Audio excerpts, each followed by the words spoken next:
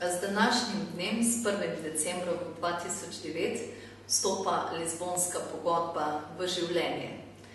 V Evropi smo že dobili predsednika sveta, dobili smo zunanjo ministrico in sedaj je na vrsti tudi Evropski parlament. 18 nas je tistih, ki bomo prišli kot novi člani parlamenta iz različnih držav. Manjše države imamo po enega poslanca in v SDS-u smo seveda izjemno veseli, da smo dobili 3. mandat. Tudi jaz se veselim dela v Evropskem parlamentu. No in v parlamentu se bodo tudi odločali, kdaj mi vstopimo. Naj bi vstopili vsi hkrati. Pričakujemo, da bo to nekje v začetku januarja. Nekatere države nimajo sprememb pri številu poslancev. Največjo spremembo ima Španija, kjer bodo kar 4 več, in Nemčija, kjer se bo število poslancev pa zmanjšalo. Kaj si želim delati v Evropskem parlamentu? Predvsem vidim velik izziv na področju obvladovanja gospodarske krize. Na tem področju je danes nujno, da stopimo skupaj, da znamo priti do situacije, ko se bodo nova delovna mesta ponovno ustvarjala, ko se bo zaustavilo to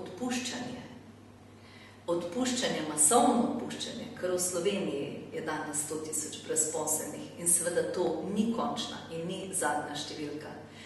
In jaz vidim veliko priložnost tudi pri obvladovanju gospodarske krize, predvsem v srednjih in malih podjetjih, v povezavi z razvojem podeželja. Kajti podeželje, predvsem v Sloveniji, pa Avstrija, pa mnoge te dežele, ki so slikovite, pa vendar neizkoriščene v smislu tega, kar nudi narava, dajejo ogromne priložnosti tudi za razvoj podjetništva. Ljudje znajo ceniti zdravo hrano in zato je gotovo priložnost pri nas in v mnogih državah. Znajo ceniti čist zrak, čisto vodo in seveda nekontaminirano zemljo. Vse to so pa priložnosti za to, da nadgradimo našo ponudbo tudi v smeri turizma.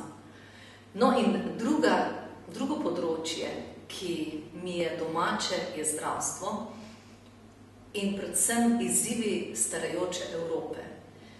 Kajti danes je pričakovana življenjska doba za ženske 82 let, za moške 75. Soočiti se moramo s tem, kaj prinašajo zrela leta. Prinašajo seveda nekaj več bolezni, prinašajo nekaj več težav, ki jih moramo kot družba obvladovati in se zavzemati za medgeneracijsko solidarnost. To pa pomeni, da mora biti politika Evrope naravnana v celovito obvladovanje tega vprašanja z nadgradnjo tudi ene izmed najhujših bolezni, to je raka, za katero zboli praktično vsak 4. Evropejec ali Evropejka.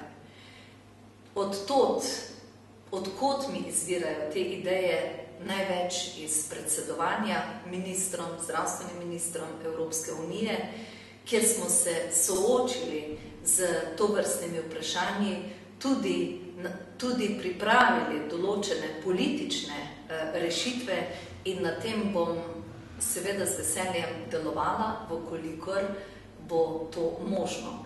Kajti kako bo razporejenih nas 18 poslancev v parlamentu, ni odvisno zdaj čisto od naše volje, ampak je odvisno od možnosti, ki tam obstojajo. V vsakem primeru lahko rečem, da pri mojih letih imam dovolj izkušenj, da se ne bojim, da ne bi imela dela v parlamentu.